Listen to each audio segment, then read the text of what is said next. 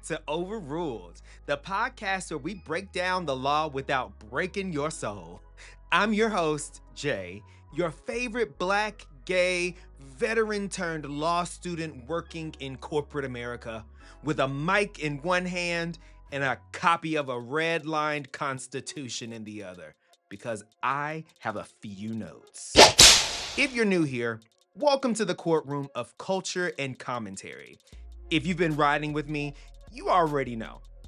We don't just talk legalese, we translate it into real talk. Now, listen. Between the courtrooms, classrooms, and chaos of the news cycle, it's giving overwhelmed. But don't worry, I've got you covered. This week's docket is stacked with the kind of issues that deserve more than a headline skim, a good old shade room post, or a Google alert.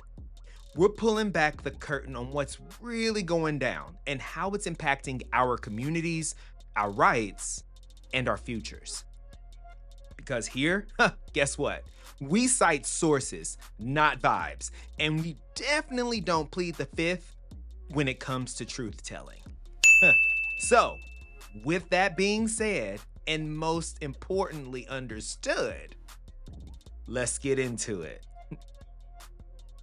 All right, y'all, welcome to Issues on the Docket, the part of the show where we put on our legal x-ray goggles and scan through what's really going down in these courtroom streets. These are the headlines that are shaping your rights, your money, and your power, whether you know it or not. So you might just want to pay attention. So let's dive in, because when accountability takes a nap, we always seem to be the ones footing the bill. So our first story asks, police reform or political rewrite? The Justice Department, now under a second Trump administration, is pushing to roll back key police reform agreements with cities like Minneapolis and Louisville. Now, to kind of understand a little bit more about this story, I want to take you back to an unfortunate time. Let's rewind here. In the wake of George Floyd and Breonna Taylor's deaths, the DOJ, Department of Justice, decided to step in and create consent decrees with these cities.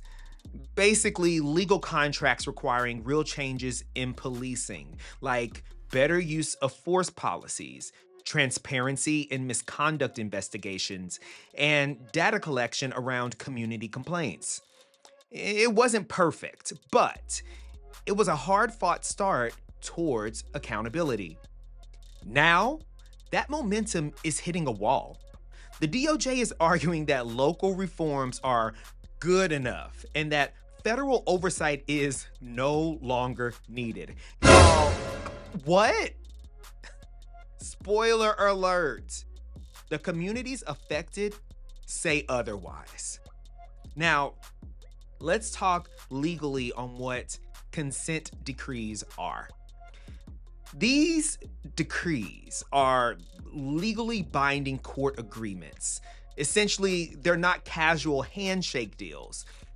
Backing out of them isn't just a policy decision, it's a legal one that could gut federal accountability in law enforcement. And do we really want to see what our federal government looks like without federal accountability for law enforcement?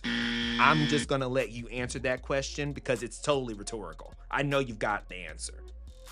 Now, if the courts agree with this enforcement, it could open the floodgates for cities to dodge reform just by waiting out the news cycle.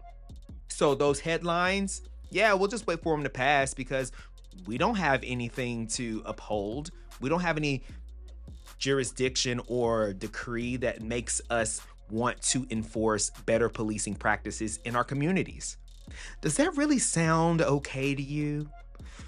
I just gotta say, I'm hoping, praying that if you're listening, you should think the answer to that is no. So some of you may ask, why does this matter? Well, this ain't just about rolling paperwork back and processes and procedures. This is rolling back progress in real time. It's the equivalent of calling off physical therapy halfway through because, you're walking now. You got your strength up, right? No, baby. No. The limp is still there. The damage is still real. And once again, the people who've been brutalized by police are being told to their face, we're good now, when nothing has fundamentally changed. It's performative closure with very real consequences. So, what can you do? I'd say don't let the headlines fade into dust. Speak up because you know you have the platform to do so. Also, follow your local city council and your state's attorney general. Because if the feds won't push for justice, you'd better believe accountability has to start at home. Now, just when you thought the feds were pulling out of local oversight, let's pivot to a different flavor of dysfunction. This time, from the folks holding the nation's checkbook. Because apparently, delayed funds is the new do more with less strategy. Let's talk about the great federal grant freeze. Over this last month of April into May, the White House's Office of Management and Budget has called for a freeze on all federal grants and loans. Yes, all of them, until further review. That includes Medicaid, Head Start, FEMA funds, education programs, even nutrition support for low-income families. As someone who received benefits from several of these different sources, I can tell you they matter in our communities. This pause is being framed as a fiscal review. But let's be honest, folks. It's actually more like yanking the plug on a hospital machine mid-surgery. These grants fund everything from meals for kids to medical equipment in rural clinics. Local governments and nonprofits rely heavily on this cash flow to survive. And now they're in limbo. Legally speaking, several lawsuits are already bubbling up, arguing that this move violates both statutory spending obligations and the Administrative Procedure Act. Pull over and Google if you need that moment. Congress holds the purse strings, not the executive branch. And if funds have already been authorized, the freeze itself is actually on shaky legal ground at best. So let me make this plain. I'll put 10 on 20 for you real quick. If Congress cuts you a check, the executive branch can't just hide it in their drawer because they don't like how you spend it. That's not fiscal responsibility. That's fiscal sabotage. And they need to run you your money. And guess what? The people who are going to suffer from all this, those marginalized communities, they aren't political pawns. They're parents, teachers, caregivers, and folks in communities already running on fumes. So, if you want to know how you can step in on this, please reach out to your state representatives, especially if you live in a place that heavily relies on federal dollars. Ask them, what are they going to do to push back on this? Are they going to push back on this? Because this isn't just a numbers game, y'all. It's the number of support dollars for millions of people. So, we've got accountability being ghosted at the city level and the national purse strings getting yanked with zero warning. But what if the system isn't failing? What if it's being weaponized on purpose? Let's talk about lawsuits that aren't meant to win in court, but to wear you down into silence. Yeah. It's time to talk slaps. Excuse me? And no, I'm not talking the slaps you may or may not give the people who try you out here in the wild. That, my friends, is what we call plausible deniability. And you're welcome. So back to SLAPs, or better known as strategic lawsuits against public participation. These are lawsuits designed not to win, but to exhaust and silence critics. Think of them as legal intimidation tactics dressed in expensive Gucci suits. Who has time for this? Oh, don't worry, I'll tell you. Let's say you speak out about corporate pollution, call out a corrupt landlord, or organize a protest. Instead of engaging you in dialogue, the other side will sue you for defamation. Not because they'll win, but because they know you can't afford to fight it. Have you ever heard of things like this happening? There are many cases out there that a simple search will pull up for you on how these companies like to take advantage of essentially everyday people who don't have the legal resources and the bankroll to support a prolonged lawsuit. Now, these lawsuits, they are growing fast, and the targets are everyday people who just dare to speak out at injustice. While some states have anti-SLAP statutes, many don't, and there's no federal protection. Courts are seeing more of these cases, and it's forcing judges to weigh free speech protections against a litigant's right to sue. Well, spoiler alert, folks. The scales are tipping the wrong way when there's no law stopping the abuse. To me, SLAPs are the courtroom's version of, I'm rich and I'm bored, so I'm gonna bully you with paperwork. They're designed to drag you through the court long enough that you either shut up or go broke trying to defend yourself, if not both. It's really legal muscle flexing without merit.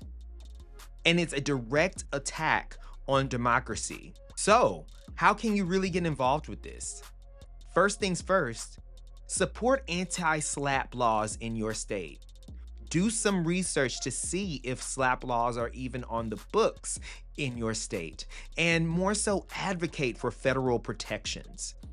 Because if the price of speaking out is bankruptcy, we've already lost the fight for free speech. And that's our docket for today, folks. 3 legal sagas, 3 giant neon signs flashing the same message. Accountability cannot be optional. Alert, alert, alert. Whether it's reform being completely undone, funds being frozen, or speech being silenced, what ties all of this together is the power to act and the responsibility to question. Because if we don't question and we just go along to get along, we're just going to be passengers on a runaway train of bad policy. So, speak up, stay informed, and remember, silence may be safe, but it sure as hell ain't justice. Let's take a quick break, and we'll be right back with more show. All right. Welcome back, and welcome to Precedent Pending, where we unpack the legal battles currently shaping our communities. Today, we're exploring a pivotal case right in Chicago, the legal challenge against CPS's Black Student Success Plan, the BSSP. Now, this is not just a legal issue. It's a national conversation about equity, education, and the law. So, I have a question for all of you out there listening to me, my fellow jury of public opinion. If a school district knows Black children are reading half as well and being suspended twice as often as everyone else, does it take a break from the law or finally honor it when it spends extra dollars on those very kids? Now, Chicago Public Schools, aka the CPS, they say that's justice. A conservative group, however, says that's illegal. And the U.S. Department of Education is now the referee. Oh my God. Buckle up, because today we're following the money, the history, and the Supreme Court breadcrumbs that could rewrite equity work in every K-12 district.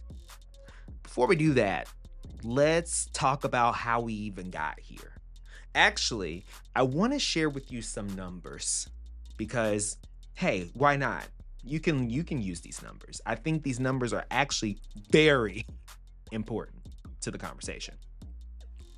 These are what I call the numbers that lit the fuse. Let's go. So, only 17% of Black third graders hit reading proficiency in 2023, and that's about half the district average. Black students are still twice as likely to be kicked out of class. Fewer than one teacher in 20 is a Black man. So the role models are scarce. Think about those numbers.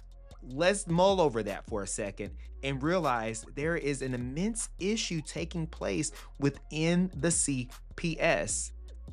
Why are there only 1 in 20 Black men being teachers in a city that is so incredibly Black and diverse? Let's ask the CPS about that, shall we? Absolutely. So, in February of 2025, Chicago Public Schools unveiled the BSSP, which is a 5-year, $120 million a year initiative aimed at addressing long-standing disparities affecting Black students, those students who comprise approximately 1/3 of the district's 321,000 students. The plan's objectives include, listen up, doubling the number of Black male educators to provide relatable role models and mentors. Okay. Reducing out-of-school suspensions and expulsions for Black students by 40%, aiming to address disciplinary disparities. Joshua here, I would like to know what that looks like, because I don't know about you, but when people give percentages and they are not substantiated with any sort of evidence, any sort of follow-up, you could just be throwing an arbitrary number out. And I want to say that CPS is not just throwing a number out here, but look at what we're working with. Moving right along. The next key component of this plan is to enhance the curriculum with increased instruction on Black history and culture. Okay. Also, partnering with historically Black colleges and universities, HBCUs, shout out to all my listeners that are representing the HBCUs, and using those HBCUs to create a pipeline for Black educators. I like it. Last, they want to provide comprehensive resources for Black students' academic and social emotional needs. Now, I don't know about you, but it sounds great, right? It really does. But you know there's going to be some sort of hiccup with this. And as I led in, there is a counter opinion, counter argument to this entire effort. Now, this initiative was developed through extensive community engagement, including working group meetings and public forums that reflected a collaborative effort to uplift Black students in the Chicago public school system. Here is where we enter into what the legal challenge and issue is. And I want you to hear me clearly when I say this. And go ahead and process whether or not you think I'm surprised, or if you're even surprised. So, just a day after the BSSP's release on February 21st, 2025, the conservative advocacy groups, Parents Defending Education, They filed a complaint with the U.S. Department of Education's Office for Civil Rights. The complaint alleges that the BSSP violates Title VI of the Civil Rights Act of 1964, something we've talked about in prior episodes, which prohibits discrimination based on race in programs receiving federal funding.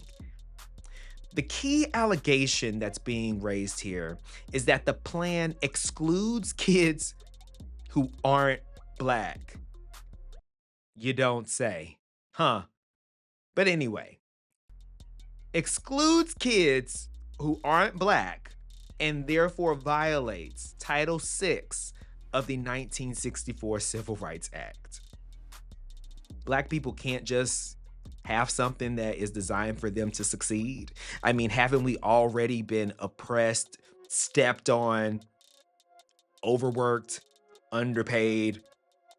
We can't even have a plan to plant seeds within our younger community, our future generation, because white folk, actually, because they are white. I'm not even saying that just to be shady, but they're actually white people saying that they're upset because this is only for Black people.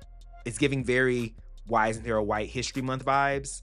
Yeah, it's a chop. The group itself, they argue that by focusing resources specifically on Black students, CPS is engaging in racial discrimination, despite acknowledging that students of all races face academic challenges. This complaint has prompted a federal investigation into the BSSP, placing the Chicago public school system's equity efforts under national scrutiny. By March 3rd, the Office for Civil Rights, the OCR, opens an investigation. The worst case consequence being that CPS could lose chunks of federal aid, vital dollars, hundreds of millions of dollars, if it won't adjust the plan. So I know I mentioned Title VI.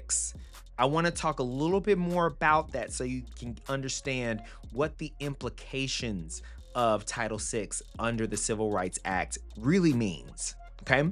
So follow me. Let me take you on a trip. Title VI of the Civil Rights Act of 1964 is a federal law that prohibits discrimination on the basis of race, color, or national origin in programs and activities receiving federal financial assistance.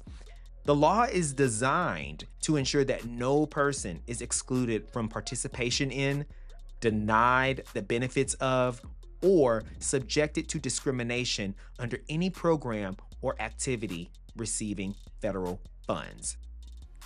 Basically, Title VI says if you take federal money, you can't discriminate by race, period.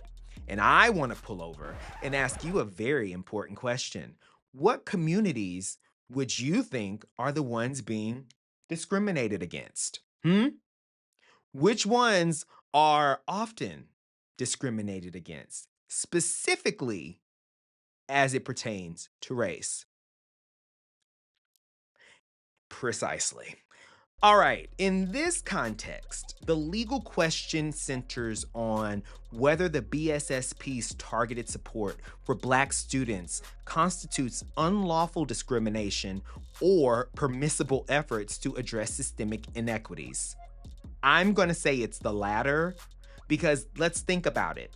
The plan is designed to build up the very, very underserved community of these Black students. Why would this not be something that your school system would want to pursue? Oh, I can tell you why. It's called racism. But I digress. So, the OCR must now decide, is Chicago's plan a scalpel for a specific wound or a blanket racial preference the court now frowns on? So in the community, the people are talking.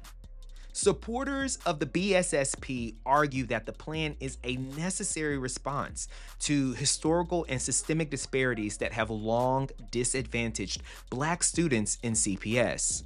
They contend that targeted interventions are essential to achieving true equity. I concur. Critics, however, they express concern that the plan's race-specific focus may inadvertently exclude or disadvantage students of other backgrounds, potentially violating principles of equal treatment. Okay. Legal experts suggest that the outcome of this case could set a significant precedent for how schools nationwide implement equity-focused initiatives. And you know how the nation is right now under this administration when it comes to anything equity-based, anything DEI, anything diversity supporting, leaning. They're chopping them left and right. So that makes this even more concerning in the world view perspective. Legal experts further note that after Los Angeles stripped race out of its own $120 million Black Student Achievement Plan under similar pressure in 2024, national advocates are smelling blood in the water. And they're using what happened in Los Angeles as their modus operandi to go out and target Chicago and any other major school system that has a large minority-based community that needs to be lifted up. So, what happens next? Okay, there's a few different ways this can all shake out, and I'm gonna go through several of them with you. The first one, this one's gonna be the most likely situation, but we've seen stranger things, so don't hold me to it. In this first angle of what could happen, the CPS, they're gonna tweak the BSSP, and the OCR settle. So essentially, there would be a shift to race plus criteria, meaning race and poverty or zip code. The program itself would be capped at 5 years. There would be measurable exit metrics set so that people knew what was actually happening with the dollars, and also, more importantly, how progress was being leveraged. Is there any change with all of this money being used to pour into this community? The overall outcome of that would be that CPS would keep about 90% of the interventions, avoiding funding loss, but they would have to file an annual racial impact audit, which, a racial impact audit. I know I need to do some research on that one. The overall outcome of this approach is that CPS keeps about 90% of interventions, avoids funding loss, but they must file annual racial impact audits so that the dollars and cents, they can roll together and see how, from a racial perspective, things are changing.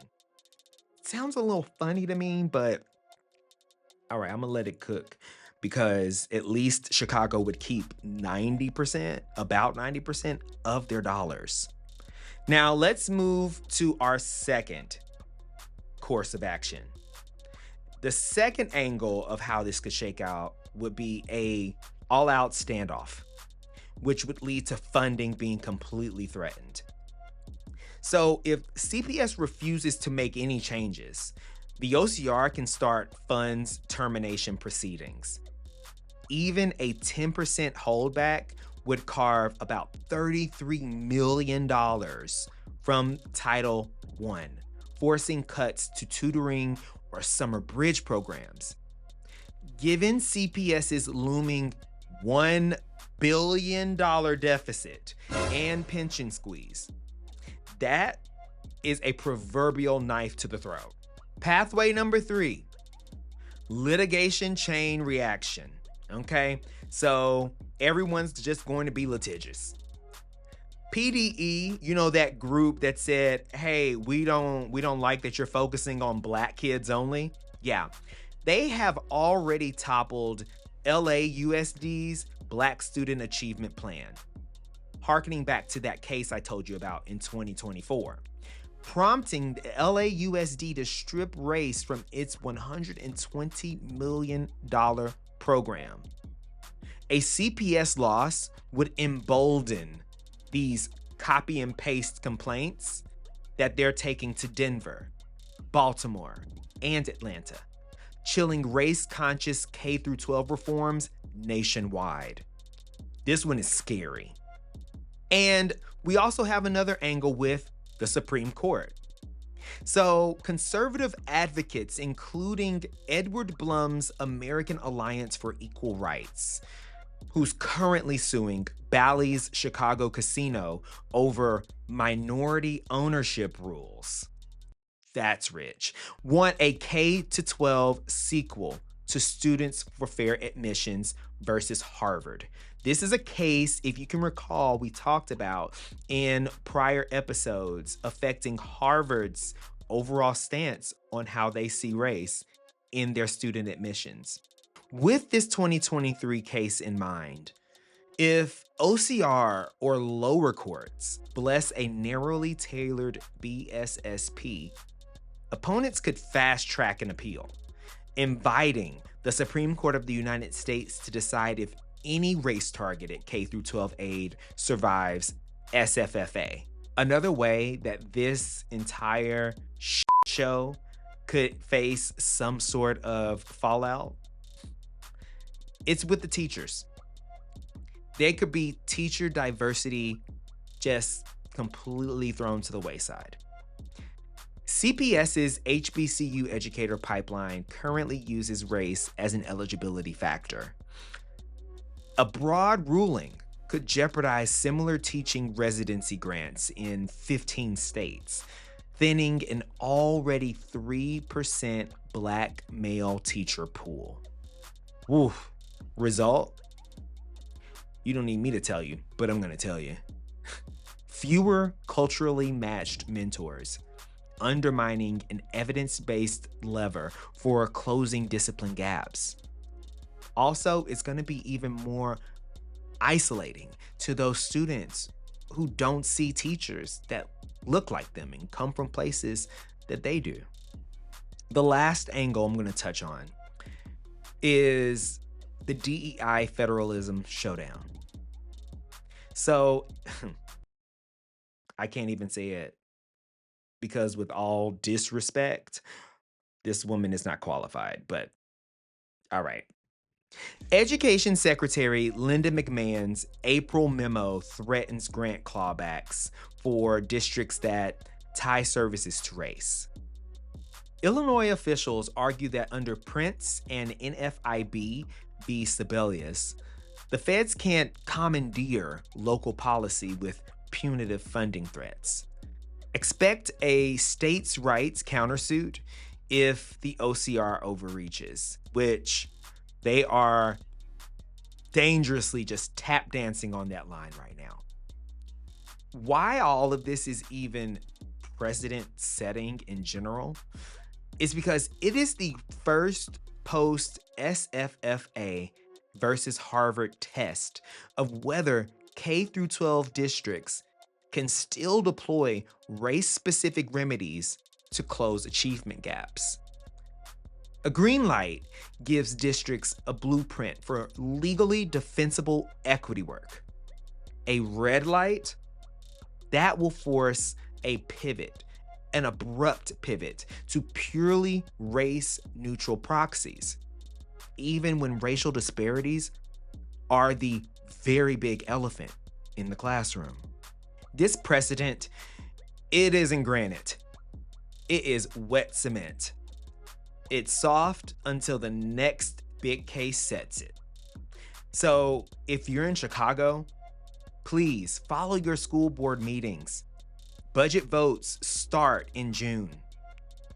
Elsewhere, ask if your district's equity dollars could survive the same microscope.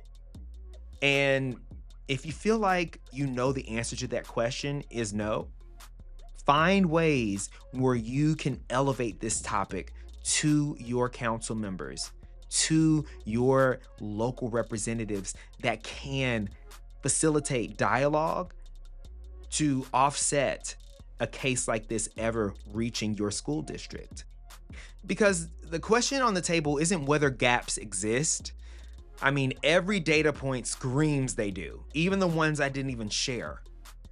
The question is whether the law still lets us aim resources where the harm is the heaviest, where the harm is the most palpable, where the harm is the most visceral and depressing to communities. That answer to this very, very important question will ripple far beyond the Windy City. If you're frustrated, if you're infuriated right now at the notion that our communities can't even get funding to boost their education, nurture creativity, and create a pipeline for educators that look and sound like them, my God, I don't know what to tell you. So, go take a break real quick, shake that ass, have a snack, or get a snack. Have one for me too, because when we come back, we're gonna get weird, but we're gonna get weird in a fun way. All right, everybody, my fellow legal eagles, that's what I'm gonna call you. I want you all to exhale with me now that we have gone through the trenches of a precedent that is quite frankly scary, okay? So a big inhale and a lovely, lovely deep exhale. Now, we just rode the legal roller coaster of equity funding, Title VI, and a possible Supreme Court rematch. But, and it's a big one, before your brain files an ADA claim for information overload, let's loosen our tie, loosen our little girdles, grab some popcorn, and sprint into one of my personal playgrounds. That's right, we have arrived at Cite Me, Don't Fight Me, where the laws are weird, the citations are real, and the only objectionable conduct is not laughing at my jokes, okay? Dad jokes included. So, that being said, cue the gavel. Let's get down to business. I've got a load of foolishness that demonstrates wide open stupidity and idiocy. Court is back in session, y'all, and we're opening the secret appendix of American law. The part written in crayon at 3 a.m. by someone who definitely thought this'll never come back to haunt us. Well, here we are.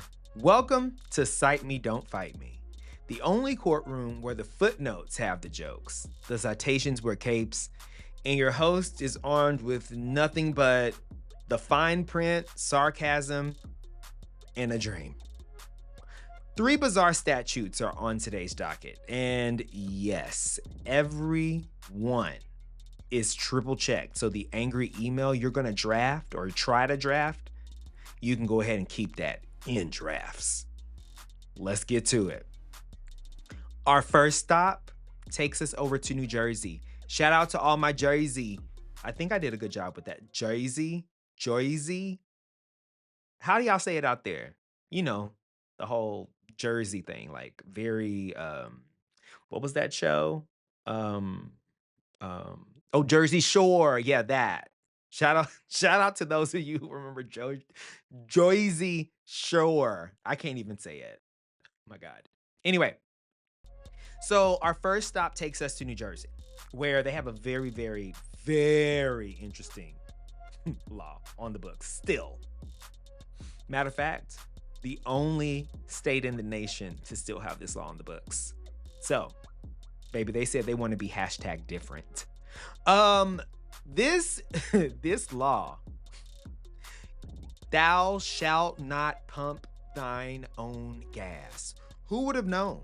who would have known that in the King James Version of the Bible, under all of those commandments was one we missed, saying, "Thou shalt not pump your own gas."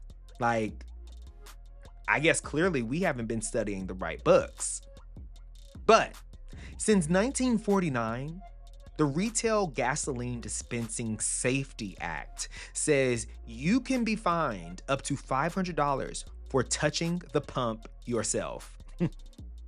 So, as nonsensical as this is in modern times, it existed because back then, in post-war Jersey, station owners lobbied very hard.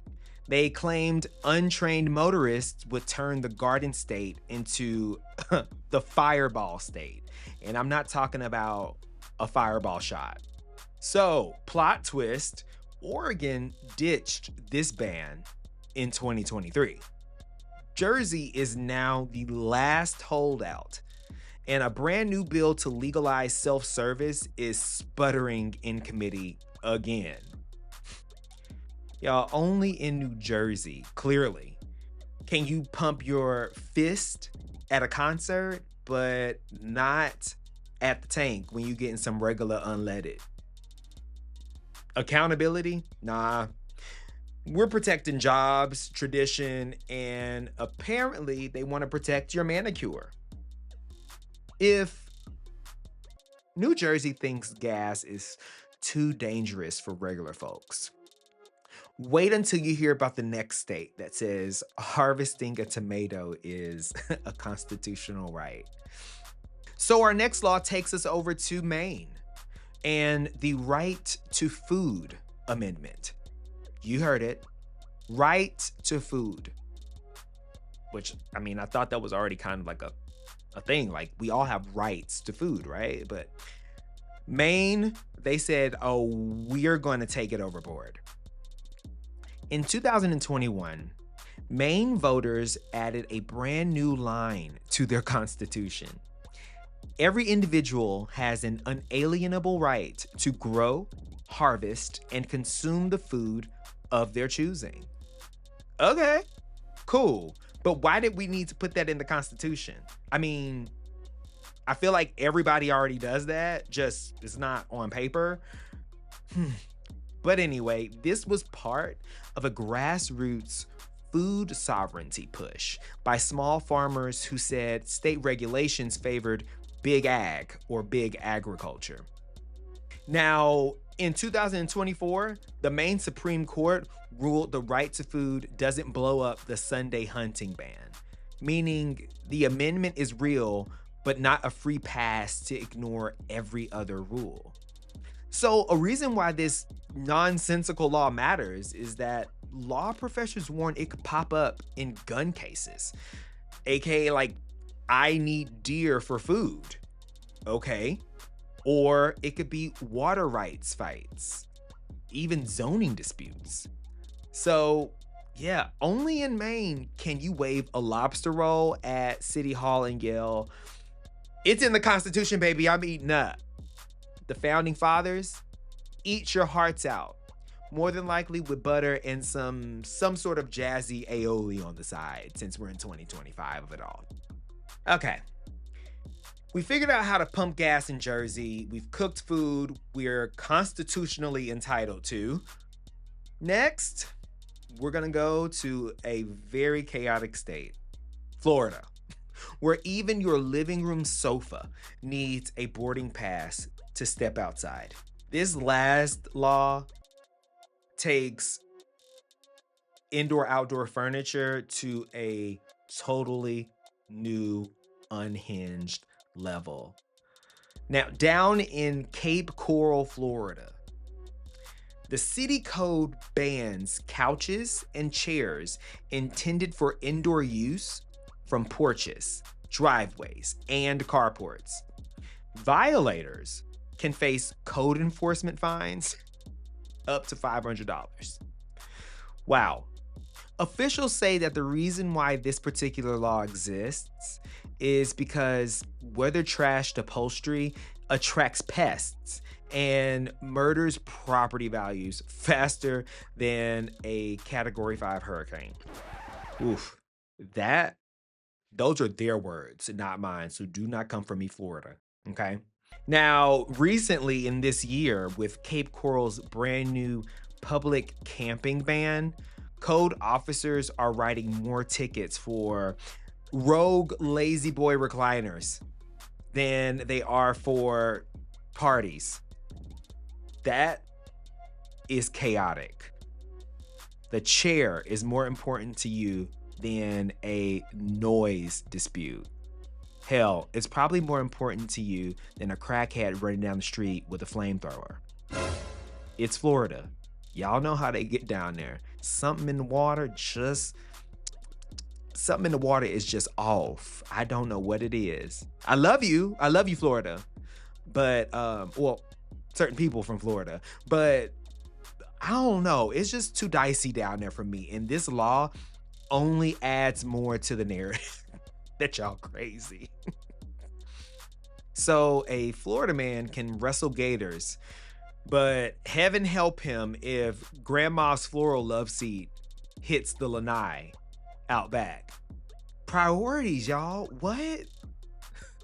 So class, let's recap the parade of legislative oddities I just shared with you. In Jersey, full-service gas protects you from yourself. In Maine, the right to harvest kale is now as sacred as the right to free speech. And in Florida, your couch needs a green card to sunbathe. America, I adore your energy. Never change. Actually, the cringe I just had when I said that. Please change, because these statutes are exhausting my sense of logic that I already have to ration out dealing with people in the day-to-day. Remember, laws are like leftovers. The older they get, the weirder they smell. This was a very clear reflection of that. Let's take a quick break. Meet me back here and we'll get into it with Objection, Your Honor. All right, y'all, welcome back and welcome to Objection, Your Honor, the segment where I throw down the gavel on whatever needs to be called out. And today, I'm raising an objection to the glorification of burnout and the straight up dehumanization of rest. Because, listen, quite frankly, I'm tired. Not just physically, okay? I'm tired of living in a world where being exhausted is somehow seen as a flex. Breaking news, everyone. Burnout is not a brag. Somewhere along the line, we were taught that grinding ourselves into the ground was a sign of character, resilience, and go-getter energy. Hashtag team no sleep. You can rest when you're dead. Booked, busy, and blessed. Girl, no. Let me be clear.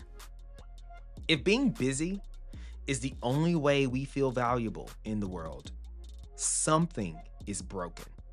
And it ain't us. Rest is not failure. Needing a break is not weakness.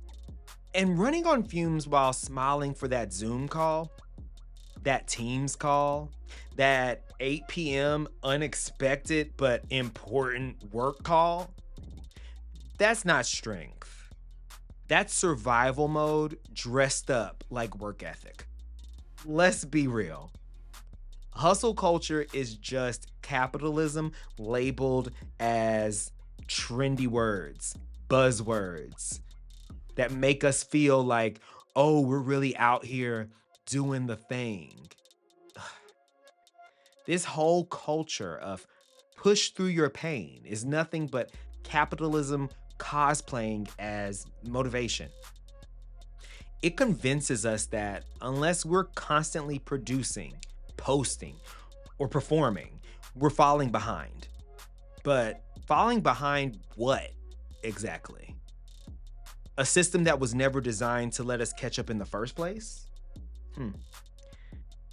Grinding yourself into ash just to prove you're worthy, that's not purpose, friends. That's quite literally oppression. I'm gonna keep it honest with y'all.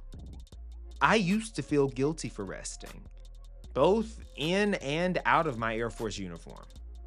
Like, if I wasn't doing the most and taking on every suggested opportunity, I wasn't doing enough. I wouldn't be considered a hard charger or go getter to my superiors and contemporaries. In theory, I'd be resting, but in execution, not really. Checking emails in bed, taking quick calls on my day off just to show that I was a team player, convincing myself that overworking was just temporary. You know this life. But temporary turned into a lifestyle. And baby, that lifestyle was giving absolutely nothing but anxiety and elevated blood pressure. And I'm Black, so you already know we predisposed to that shit. I can't be having my blood pressure up all the time because of work and not resting. Think about that. How illogical is it? Really, think about it, folks. Here's what I had to learn the hard way. You are not a machine. You're not a task list or Excel spreadsheet. You are not made to be constantly consumed, enveloped, and entangled by work or people pleasing. To all of you out there who've had to be everything for everyone, especially my Black folks, my queer folks, my first gens, my community caretakers, those of you who have had to grin and bear things at your own expense. I know you've been taught to carry the world with a smile and never drop the ball, even when that ball is crushing you. But listen, allow me to free you real quick. You don't owe the world your burnout, period. You don't need to earn your rest through perpetual suffering. And anyone who questions your need for rest needs a nap, a side eye, and less access to you immediately. What I'm choosing to do and what I want for y'all to do is to be audacious when it comes to the concept of rest. In a world that tells you to keep going until you break, rest is your resistance. Joy is your peace. Restoration is your chance to be revolutionary. Because guess what? When we rest unapologetically, we're telling the system, you don't own me. You don't run me. Actually, you don't run nothing but your mouth. You don't get to drain my holistic well-being and call it a success story. Today's objection, it's to the myth that your worth lives in how drained you are. Because I'm not interested in running on empty to impress people who benefit from me being too tired to dream.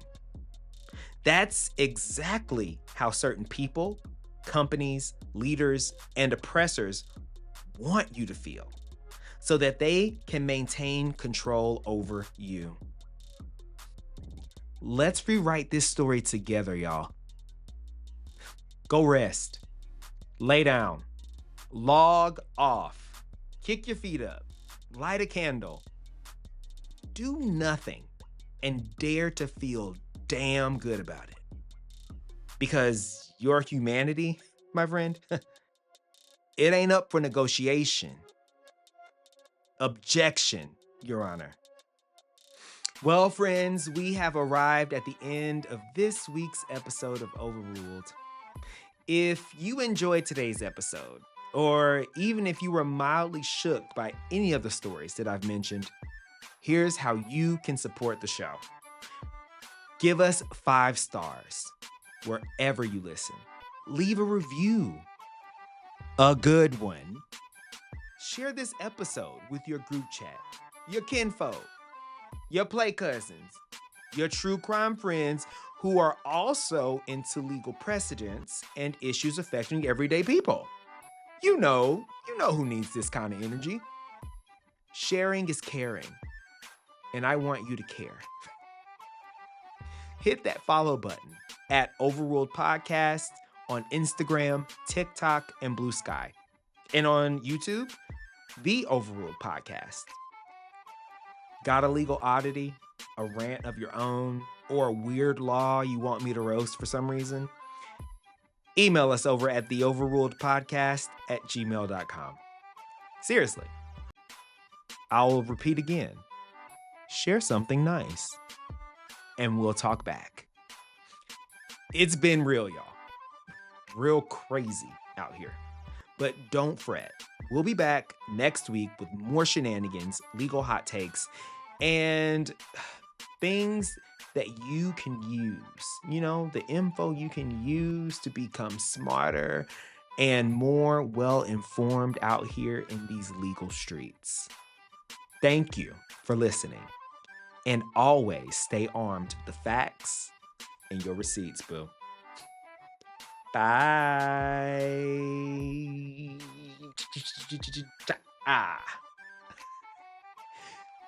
Cut. Done. Boom. Yeah.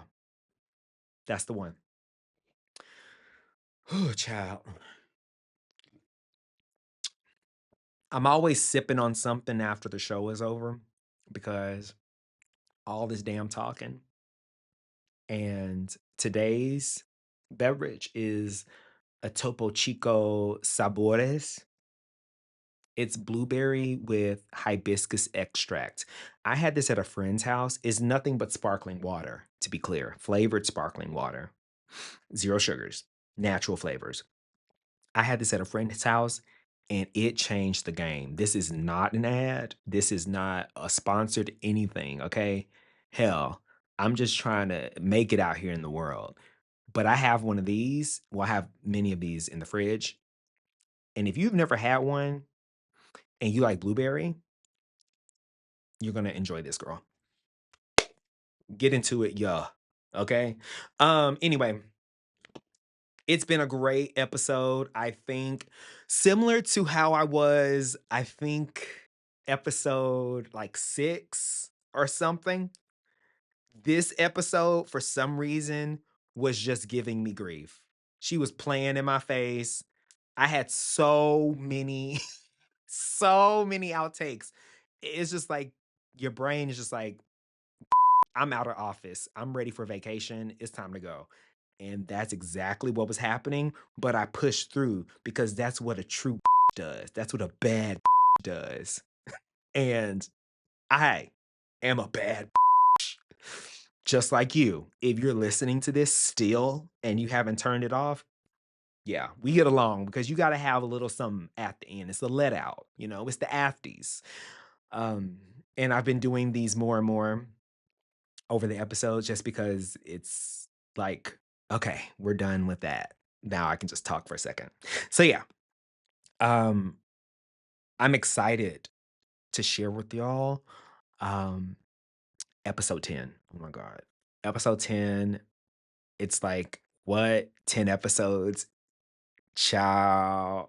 We in here, okay? We in here. We doing it.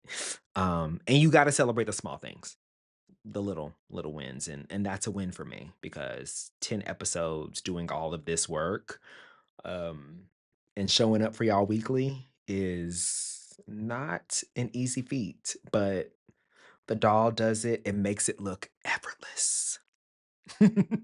Okay, I'm gonna drink my water. I'm gonna finish my Topo Chico that I told y'all about, and then I got other shit to do.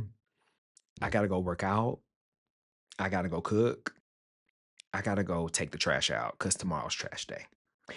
Um, or take the cans out to the street because tomorrow's trash day. Anyway, All right, y'all. Be good, stay kind, and drink water so that you too can be moisturized and looking dewy. And it's just a natural glow. All right. I love y'all.